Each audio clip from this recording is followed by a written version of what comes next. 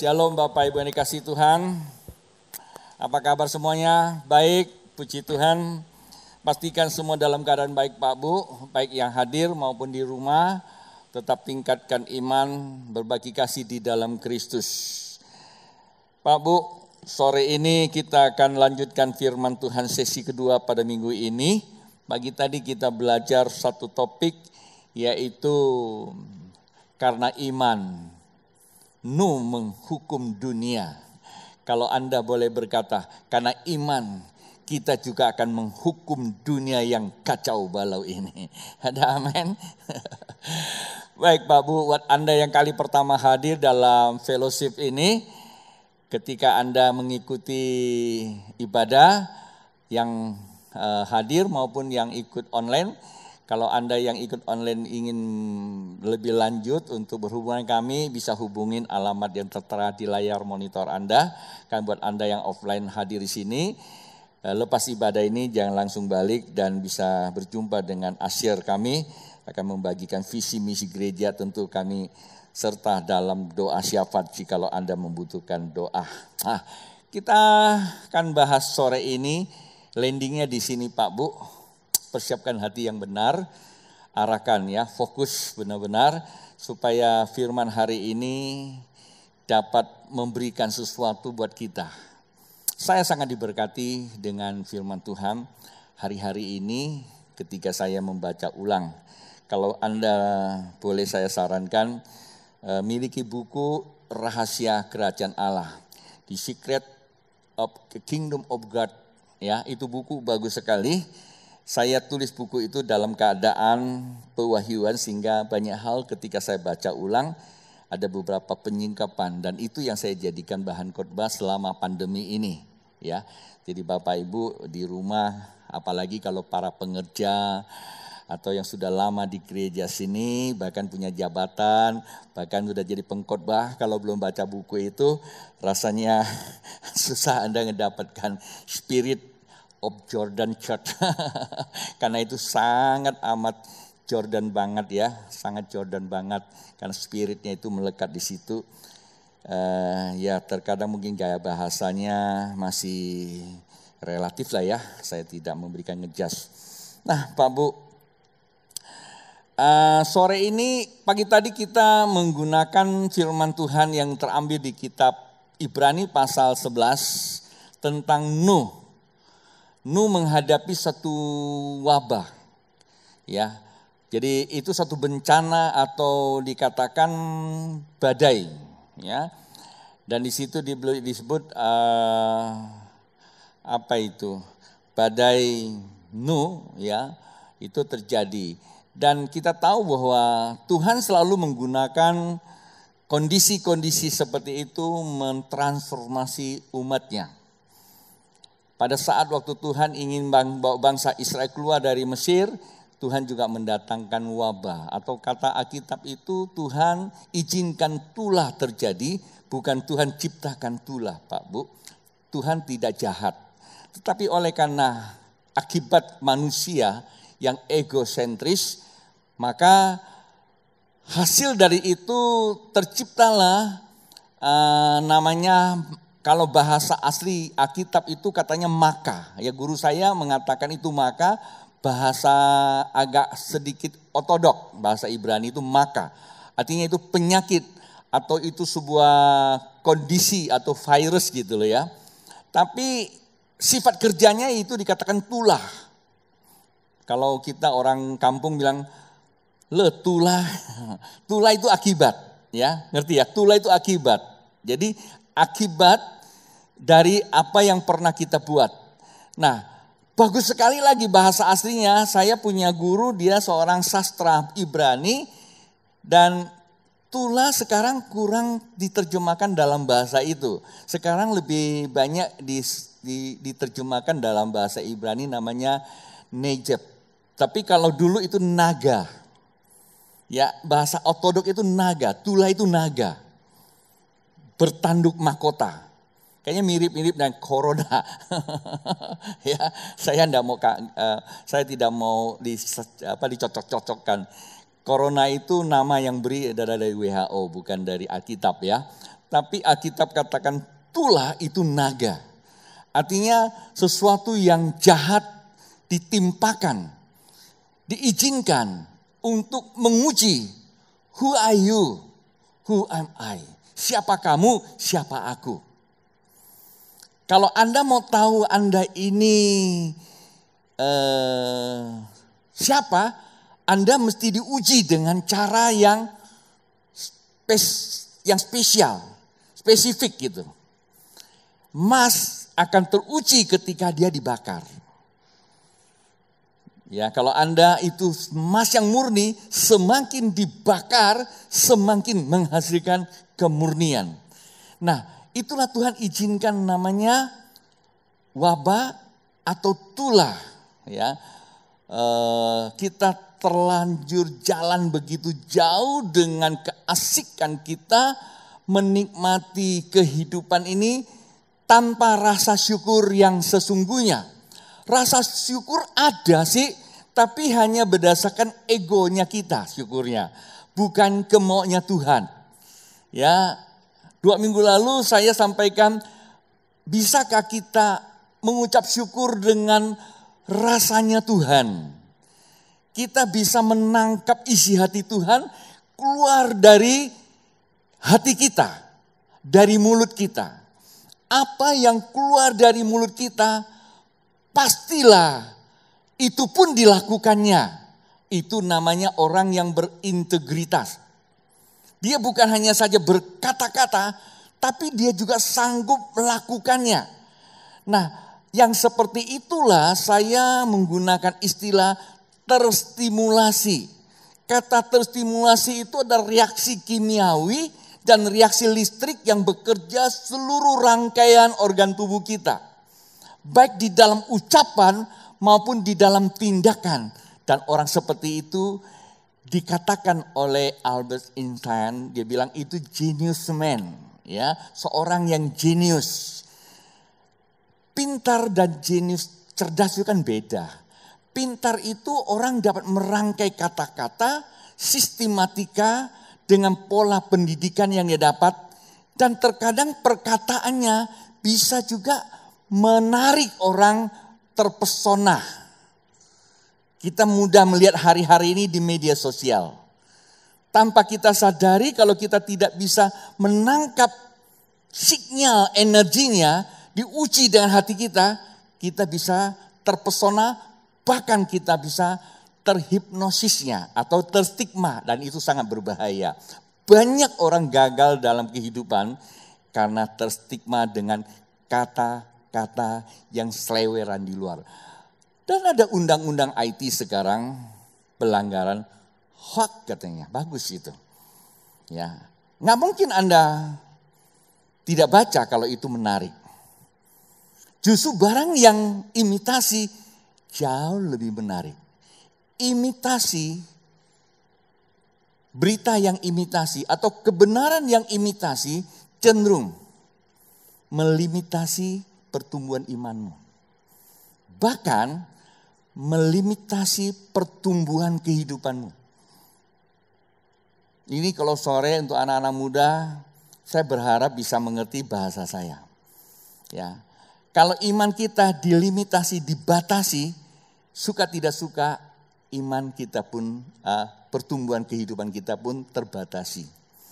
Nah, itulah sebabnya kita semua memiliki iman seperti Nuh. Dia katakan dia akan selalu melihat yang tidak terlihat. Maka dia bisa menghakimi dunia ini. Dia bisa memberitakan kebenaran. Sebagaimana sebagian orang yang ngikut saya, maaf saya menggunakan satu bahasa kelihatannya sedang meninggikan, tapi itu memang sebuah kejadian. Saya gunakan, tentu saya kalau pakai bahasa orang pakai orang lain kayaknya enggak terlalu bagus juga. Yang mengikuti saya yang sekian lama, mereka tahu. Ya, umpamanya Gideon salah satu contohnya, berapa kali Tuhan itu menyatakan kebenarannya bukan yang kita tangkap dari seleweran. Memang terkadang kebenaran dari Tuhan itu bertolak belakang dari sebuah kondisi yang sedang terjadi. Tahun 97 umpamanya, sebuah kondisi dunia yang orang sedang lari kemana. Tapi pada saat waktu Tuhan berbicara sama kami, berbeda sekali. Dan waktu kita beritakan kepada orang, terus terang saja, itu problema bagi kami juga, buat sebagian hamba Tuhan yang mau berjalan dengan Tuhan. Itu terjadi kontra. Dulu saya agak kecewa. Karena saya belum begitu mengerti. Setelah saya begitu mengerti firman Tuhan, bagaimana Yehezkiel, bagaimana Yeremia yang terus memberitakan tentang akan datangnya satu bencana jikalau umat Israel tidak mau bertobat. Dan juga mereka tidak mau mendengarkan. Akibatnya terjadilah namanya malapetaka menimpa bangsa Israel sehingga terjadilah pembuangan Babel. Di saat pembuangan Babel pun sebenarnya Yeremia tetap memberitakannya. Ini bukan bencana. Ini merupakan dinamika akibat perbuatan kalian. Hanya 70 tahun kalian akan dihukum oleh Tuhan. Bukan Tuhan yang menghukum, tapi Anda yang akan dihukum oleh perbuatanmu. Nanti Anda akan kembali lagi ke tempat yang sama jikalau engkau setialah pada Tuhan. Maka itu janganlah engkau dengarkan para nabi-nabi palsu. Artinya apa? Ada berita kebenaran yang seleweran itu. Zaman dulu sudah ada. Kalau saya mau berkata seperti Yeremia juga sedikit, ya saya bisa kecewa melihat begitu banyak orang lebih suka dengar berita, konten tidak tahu isinya, yang penting medianya yang bagus saja. Ini bahaya sekali. Ya, media yang bagus belum tentu isinya bagus. Media yang bagus itu adalah media yang punya relasi yang sangat akrab, instan, yang sangat intim gitu. Seperti Hawa dengan ular.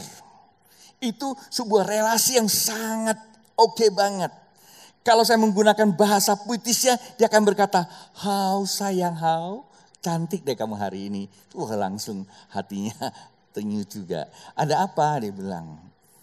Ya, begini loh. Nah, terjadilah sebuah dialog. Kontennya itu jebakan Batman. Akibatnya kita tahu, bukan saja Hawa jatuh dalam jebakan stigma yang diberikan, tapi karena stigma itu punya satu energi yang bekerja. Kekuatan daya tularnya melebihi daripada kecepatan tularnya virus COVID-19.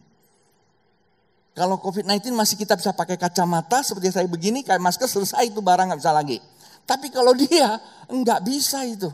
Dia akan terus menjalar sampai 6.000 tahun sekian per hari ini virus itu tetap masih bekerja. Akibatnya mesti ada pengorbanan vaksin yang pertama. Vaksin yang luar biasa. Maka ditemukanlah vaksin yang menetralkan virus dosa, yaitu atas kayu salib, yaitu Yesus Kristus Tuhan kita. Kalau Tuhan bisa memvaksin itu namanya dosa, saya yakin dan percaya Yesus juga bisa memvaksinasi cara kerjanya virus 19. Selesai dah, kita doa deh. Itu baru kata pembukaan. Nah, pagi tadi kenapa Nuh dapat melihat sesuatu yang tidak lihat? Karena dia memiliki iman. Kenapa dia memiliki iman? Karena dia menangkap kebenaran. Itu inti khotbah pagi tadi ya.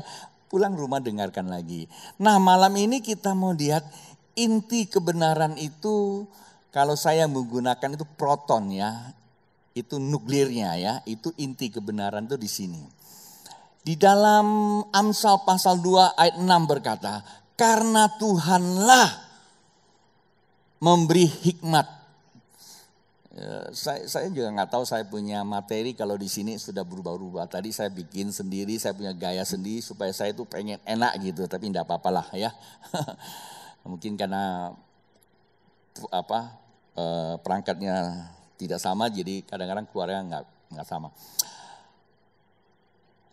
Karena Tuhanlah yang memberi hikmat dari mulutnya. Ini berarti apa nih Pak Bu? Word of God. Jadi apa? Firman Allah. Perkataan Tuhan. Perkataan Tuhan. Ya, perkataan Tuhan. Firman Tuhan. Jadi perkataan Tuhan itu adalah apa? Hikmat. Bilang, hikmat. Perkataan Tuhan itu adalah hikmat. Tuhan itu kalau berbicara bukan sekedar berbicara seperti kita. Kadang-kadang kita mau berbicara dasarnya tuh nggak tahu dari mana. Yang penting ngomong aja. Entah nyakiti orang atau tidak. Tanpa kecuali lah, termasuk pengkhotbah sendiri juga kadang-kala harusnya terjadi seperti itu. Memang harus juga sering dikoreksi juga. Yang suka koreksi saya itu adalah guru saya yang paling baik itu yang selalu dampingi saya. Itu dosen saya yang luar biasa itu. Jadi kadang-kadang saya habis khotbah ngeri-ngeri juga nanti dosen saya akan kasih nilai. Nah, hikmat akan apa? Hikmat datang pengetahuan. Hikmat datang pengetahuan. Dan kepandaian. Tuh, firman Tuhan itu energinya, kekuasaannya, itulah sebabnya Rasul Paulus berkata begini. Bahwa firman Tuhan itu adalah kekuatan Allah. Nyata kebenarannya. Menyelamatkan Yahudi, Yunani. Bertolak dari apa? Iman, memimpin kepada iman. Orang yang hidup oleh firman disebut adalah orang yang hidup oleh iman. Nah, ini dia nih Pak Bu. Walaupun itu di dalam perjanjian baru, tidak keluar dari perjanjian lama.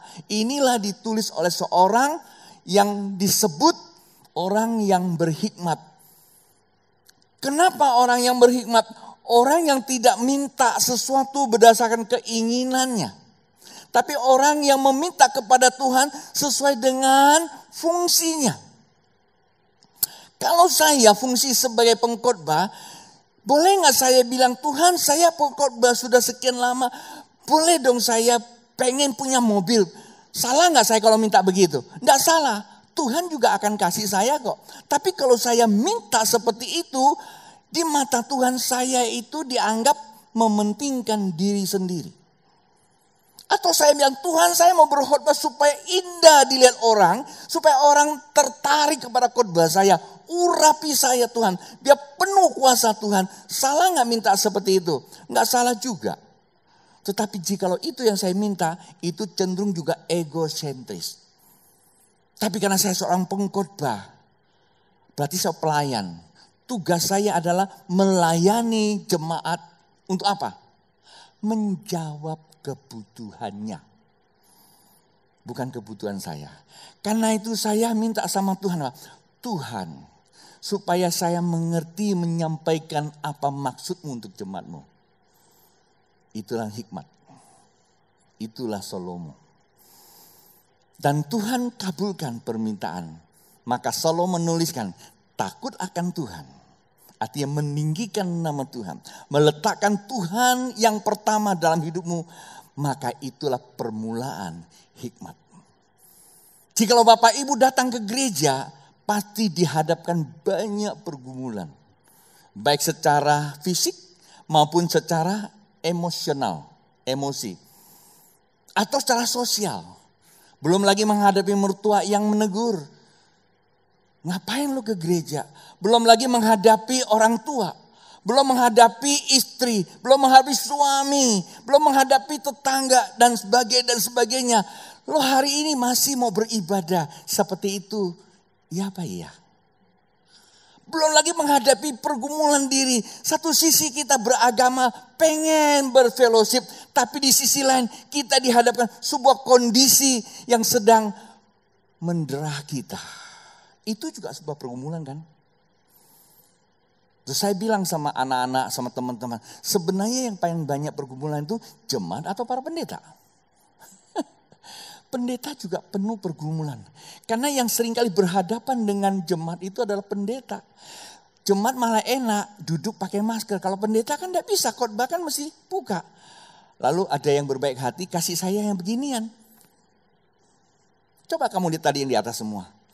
Resikonya tinggi gak? Tinggi banget. Dan bahkan mereka mesti latihan, mereka mesti berulang kali. Jemaat cuma 1 kali datang, itu pun keputusan mau atau tidak. Tapi kalau pelayan Tuhan tidak bisa itu Pak Bu.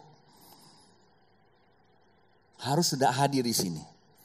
Belum lagi menghadapi orang yang kadangkala tidak mengerti, kirimkan berita-berita yang seakan-akan mengejas. Ngapa dibuka itu gereja? Apakah tidak tahu sana sini ada tertular, dan itu juga menjadi sebuah pergumulan. Tahu nggak Pak Bu?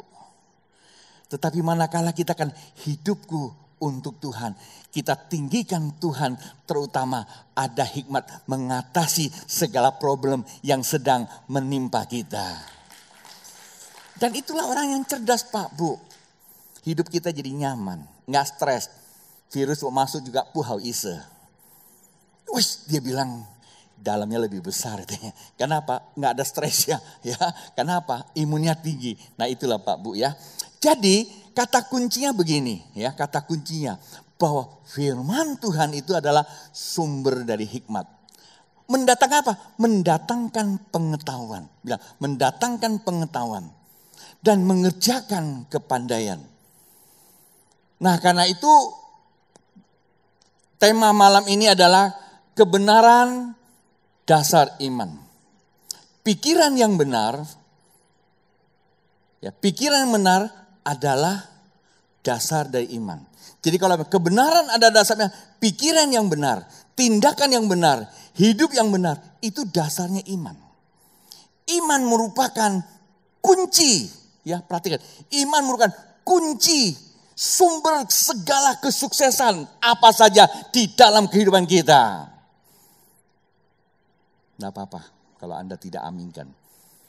Jadi iman merupakan kunci dari segala sumber kesuksesan bagi kehidupan.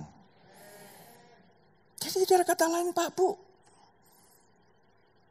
Apapun kita boleh ada, tapi kalau kita tidak memiliki kata iman ini, habis. Pagi tadi saya menyinggung, sekian lama kita sudah terima berita. Tadi saya bilang sama kita, bahwa orang yang ikut saya dia tahu. Hal apa yang akan terjadi, seringkali Tuhan beritahu sama kita, yang kita ajarkan cuma satu. Itu tidak bisa ditolak. Kalau Tuhan tidak kasih tahu, nggak bisa ditolak. Jangan terlalu karismatik yang bringers. Doa segala macam tolak, nggak bisa. Yang ada adalah bangun imanmu, hadapilah satu kenyataan itu. Kalau gunung itu bukan kita, itu pindahkan gunungnya. Bangun kekuatan kita, menaikin kekuatan kita untuk kita bisa lewati gunung itu. Masa kamu kalau mobil kita lihat gunung tinggi, Mas tolong dong dipapas itu gunungnya. Yang benar mobilnya diganti supaya bisa naiknya lebih cepat. Kan begitu.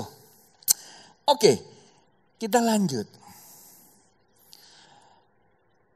Ini yang jadi problemanya di sini, di 212. 212. Amsal 212. Hai anakku, jikalau engkau menerima perkataanku dan menyimpan perintahku di dalam hatimu. Nah ini yang penting. Firman memang sudah oke. Tidak ada satupun orang yang meragukan ini. Persoalannya cuma saya mau tanya, bagaimana ini bisa pindah ke sini? Waktu Tuhan datangkan firman Tuhan itu ditulis di dalam loh batu. Tapi kan Anda tahu, ada perjanjian baru yang dikatakan dalam kitab Ibrani 8 ayat 10. Satu nanti akan kutuliskan di dalam, aku taruh dalam akal budimu, aku tuliskan dalam hatimu.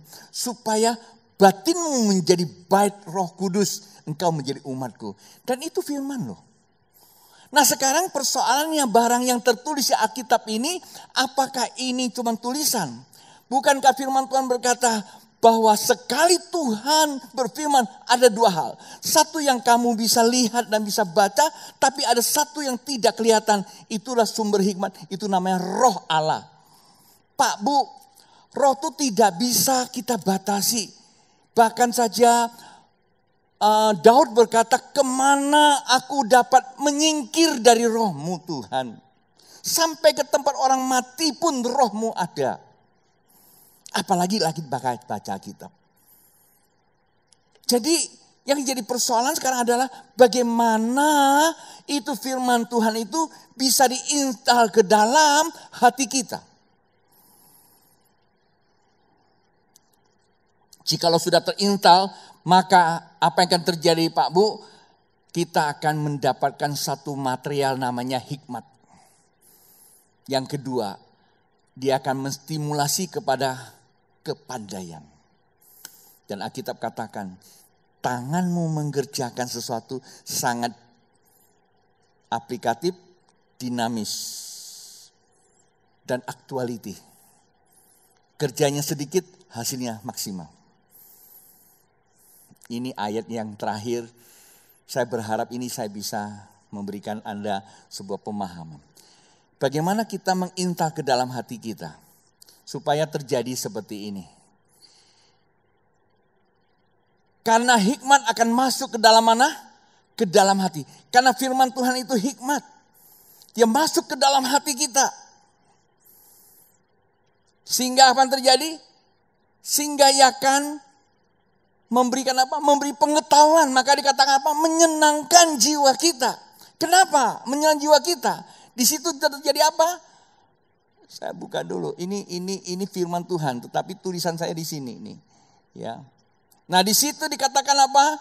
Jikalau firman Tuhan itu masuk, jikalau firman Tuhan masuk ke dalam hati kita, ia akan memberikan kita hikmat. Hikmat itu akan menumbuhkan apa? Niat. Niat itu adalah kalau Anda niat itu kan bahasa aslinya itu kan bahasa Aram. Niat. Niat itu adalah keinginan melakukan sesuatu untuk Tuhan. Dan itu ada kata hasrat. Kalau Anda buka kamus bahasa Indonesia, kata hasrat itu adalah sebuah harapan yang ingin dicapai dengan begitu kuat sekali. Intensitasnya tinggi sekali. Maka dikatakan niat dan hasrat. Kalau hikmat itu sudah masuk dalam hati kita, itu ada sebuah niatan yang kita kejar, nggak akan pernah berhenti. Kenapa? Akan ada energi yang bekerja di dalam hati kita. Di mana hati kita? Dari saya sekolah sampai hari ini, saya terus mau tahu sebenarnya kata Alkitab hati itu apa. Bahasa aslinya itu kardia, bahasa Inggrisnya itu heart. Bahasa Indonesianya hati. Padahal tubuh kita ada jantung, ada hati. Hati dan jantung itu kan berbeda. Hati itu liver. Ya, jantung itu ya jantung lah gitu loh. Kalau bilang kardia, saya dulu pikir oh jantung ya kardia. Karena kalau kita ke rumah sakit ada namanya bagian kardiologi. Itulah ahli jantung kan gitu loh. Tapi setelah saya coba cari terus itu melalui guru besar. Ya di Google gitu. Kardia itu ada satu benda yang tumbuh di tengah-tengah. Ada di ulu hati, itu ada di dalam lambung. Apakah itu barangnya? Namanya iya, kardia. Terus saya punya pengertian. Pantas Tuhan bilang, kalau firman Tuhan disampaikan, kunyalah. Rupanya dia alat untuk mengunyah makanan. Sebuah alat yang dipasang sini menaikkan energi untuk mengunyah makanan lambung kita itu. Apakah itu barangnya? Saya tidak mengatakan saya ngejas itu karena saya belum verifikasi pada guru saya yang lain. Tapi saya katakan saya tetap berpatokan bahwa hati itu adalah jantung. Hati itu jantung yang dimaksud. Kenapa? Karena bahasa Teochew lebih bagus. Bahasa Tionghoa, sim. Chose ai usim. Artinya harus punya hati. Lah, sim kak kuah kan beda. Kuah itu liver. Sim itu adalah jantung. Chose ai usim. Kalau kita jatuh cinta, kita bilang apa? Jantungnya berdebar-debar atau hatinya yang berdebar-debar. Coba, mana yang berdebar-debar? Jantung atau hati? Hati. Pak Bu, Anda cari ahli liver, tanya hati itu bisa berdebar-debar enggak? Hati itu fungsinya enggak bisa bergerak, dia cuma bekerja saringan. Yang mempunyai irama yang tidak bisa dihentikan oleh maksud keinginan kita, itu cuma jantung. Karena dia punya irama otonomi. Begitu masuk materi, dia bekerja sesuai dengan materi itu jantung. Kalau kamu kasih cinta, dia bekerja dengan damai. Tapi kalau cintanya negatif, dia bekerja dengan apa? Rasanya agak sedikit kurang nyaman. Ngerti ya? Nah, ketika itu masuk Pak Bu, dia akan memberikan kita hikmat. Firman Tuhan kalau masuk sih dia akan berikan hikmat. Hikmat itu apa? Hikmat itu akan memberikan kita perasaannya jadi cerah. Endorfin kita di otak ini tiba-tiba naik. Kayak kita hisap morfin gitu. Terus tiba-tiba kita punya apa? Kita punya serotoninnya itu bekerja. Itu membuat kita cerdas. Kenapa? Itu neurotransmitter, dia akan menggerakkan seluruh komponen tubuh kita. Itu namanya apa? Kecerdasan. Maka kita akan mendapatkan apa? Sikap. Wajah kita tiba-tiba akan jadi indah. Sikap kita akan membuat kita apa? Dikatakan apa? Membuat kita bijaksana. Orang lagi ngomong kita melihatnya juga enak. Orang akan merasa nyaman. Kita menghargai orang bicara dengan tidak itu lihat sikap kita. Lalu karena sikap kita baik, dia menstimulasi seluruh organ tubuh kita punya kepandaian. Itu apa? Perilaku kita. Perilaku kita lah yang akan menjaga kita. Pak Bu, di masa pandemi ini semua orang teriak resesi. Ada sepasang anak muda, saya tidak usah sebut namanya, pria wanita. Dalam kondisi dia tidak kuliah, tidak punya support lagi dana. Tapi mereka sikapnya tidak pernah mengeluh. Tuhan turut bekerja. Dia bawa gitar. Dia mainkan gitar, ceweknya nyanyi. Dan waktu dia nyanyi, jutaan orang melihat. Baru-baru dia mendapatkan penghargaan dari Google 1 miliar. Dan setiap kali dia keluar di TV, dia punya postingnya tuh minimal 1 juta orang yang nonton. Mengerti? Perilakunya. Saya bilang sama Nya, kami nonton sampai larut malam, nggak ada gaya tari yang indah. Nyanyiannya biasa-biasa aja kok. Cuma memang gayanya menarik banget. Saya kadang-kadang pikir anak-anak muda, kalau Anda memiliki pencerahan dari Tuhan. Ada seorang anak muda, bukan anak muda. Ini disebut apa? Ini kalimat saya yang terakhir untuk nutup khotbah sore. Disebut siapa? Fransisir. Masih ingat Fransisir? Dengan sisir bisa bawa dia ke mancanegara. Dia bisa nyanyi lagu yang merdu sekali. Tak masih ada nggak orang ini? Masih ada ya. Pernah kita undang ke sini. Itulah orang yang punya hikmat mengerjakan niat, hasrat, naikkan sikap dan perilaku yang menarik. Kerja tidak pernah merasa lelah. Hasilnya maksimal. Sebenarnya tadi saya belum memperjelas tentang menginstal firman Tuhan itu ke dalam hati. Lain kesempatan saya masuk di sesi ini lebih pas lagi. Kemarin saya ajarkan si Gideon. Bagaimana kamu menginstalasi firman Tuhan itu. Saya sudah lakukan ini belasan tahun. Sehingga di mana saja, kapan saja. Saya tidak pernah kesulitan yang namanya miskin kebenaran. Saya tidak perlu cari sana cari sini orang kehausan. Sehingga mendapatkan hal yang tidak benar. Tapi saya memang haus. Tapi firman itu selalu datang kepada saya. Karena dia adalah Tuhan yang mengerti di mana saya butuhkan. Tuhan memberkati. Haleluya. Mari bangkit berdiri. Ya Tuhan. Ya Tuhanku. Ya Tuhanku percaya.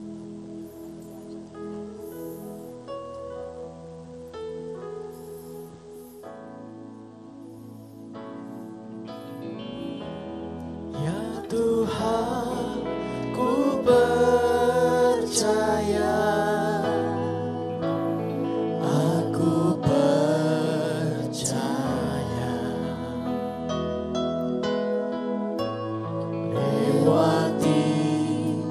lembah air mata,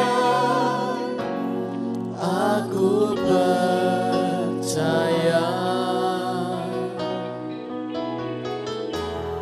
firman-Mu ya dan amin. Aku percaya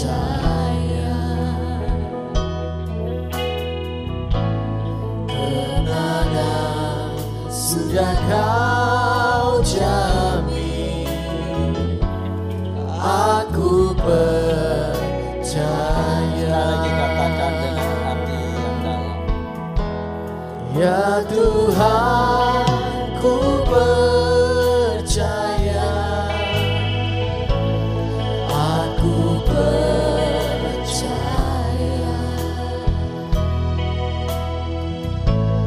Lewati lembah air mata,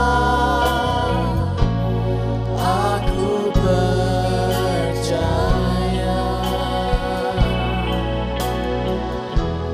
firman-Mu ya dan amin. Aku percaya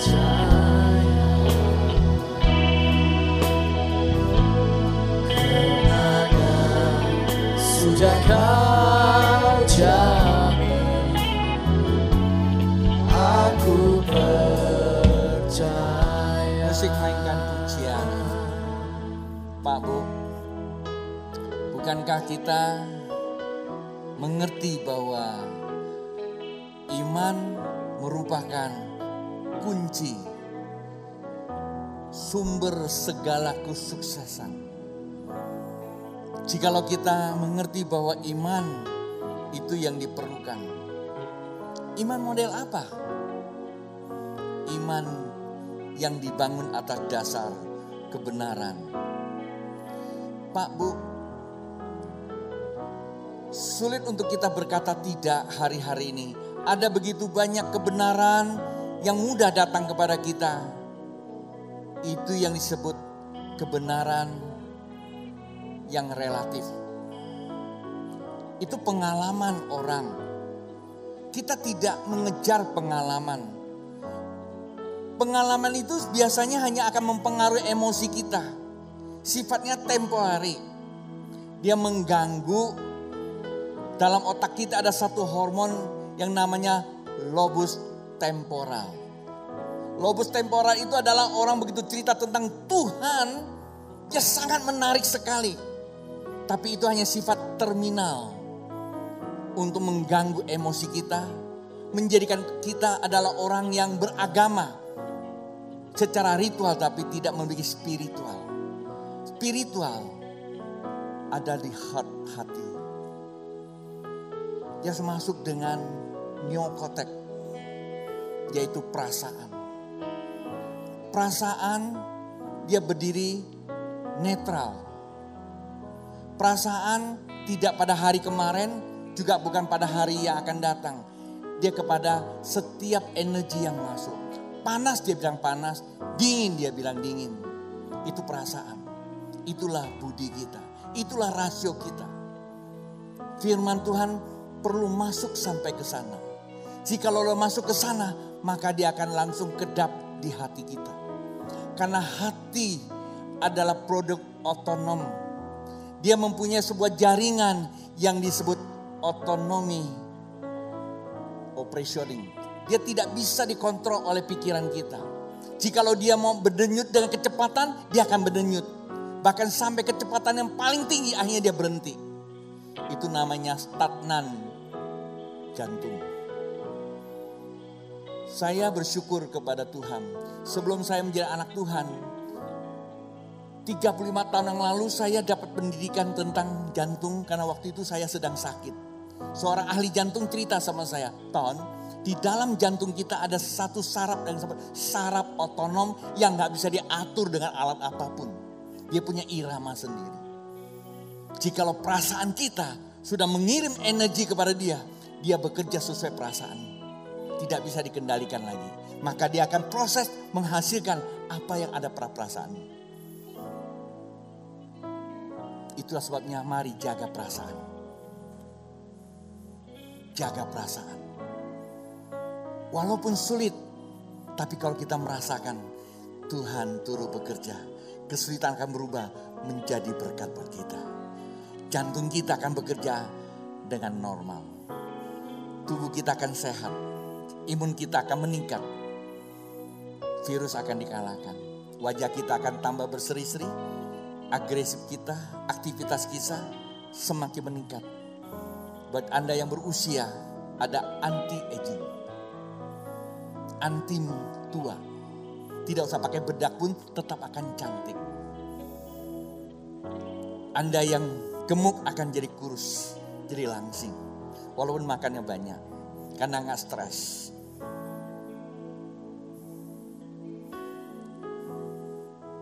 Mari tangan terangkat. Saya tahu Anda semua matanya kemana. Berbahagialah orang yang punya kelebihan bobot. Masih tetap bahagia. Pak Bu, saya akan memberkati kita semua. Tangan terangkat. Firman Tuhan diberitakan bukan sekedar menyenangkan. Firman Tuhan diberitakan sesuai dengan kehendak firman Tuhan itu. Itulah sebabnya setiap jemaat akan berkata begini. Ya Tuhan, firman yang diilhamkan oleh Roh bermanfaat buat saya. Mengajar, menyatakan kesalahan saya, memperbaiki sikap dan perilaku saya. Mendidik saya ke dalam kebenaran-Mu ya Tuhan. Sebab firman-Mu adalah kekuatan Allah. Nyata kebenarannya. Yang menyelamatkan saya. Yang menyembuhkan saya. Yang memberkati saya. Bertolak dari iman. Memimpin kepada iman. Dan sekarang aku terima firman-Mu. Oleh akal budi saya. Tertulis dalam hati saya. Dan firman-Mu akan menjadi wadah hadirnya Roh Kudus dalam batinku. Dan kemuliaan-Mu ya Tuhan, mencerahkan perasaanku dan mencerdaskan pikiranku. Sehingga dengan hikmat aku dapat mengerjakan segala sesuatu. Setiap keputusan yang kubuat menjadi berkat, nama Tuhan dipermuliakan. Bapak hamba berdoa buat semua jemaat-Mu yang setuju dengan firman-Mu. Sehingga mereka datang ke tempat ini dalam keadaan mungkin ada pergumulan, ada harapan baru. Mungkin mereka datang dalam keadaan sakit, ada kesembuhan. Baik mereka yang ada di sini maupun mereka di rumah. Ketika mereka berseru, Tuhan lebih cepat untuk menyambut mereka. Melebihi kecepatan pikiran kami. Melebihi kecepatan doa kami. Kuasa Allah bekerja sesuai dengan janjinya. Tuhan hamba berdoa. Berkat-Mu atas jemaat-Mu. Berkati mereka. Kuatkan mereka. Hibur mereka. Tegakkan mereka. Biarlah iman mereka semakin hari semakin ditingkatkan. Biarlah mereka semakin cerah perasaannya. Dan pikiran mereka semakin cerah. Jemaat yang dikasihi Tuhan dan saya kasihi, ibadah kita pun akan selesai. Manakala Anda ingin memberikan persembahan, berikanlah apa yang Tuhan telah gerak hatimu.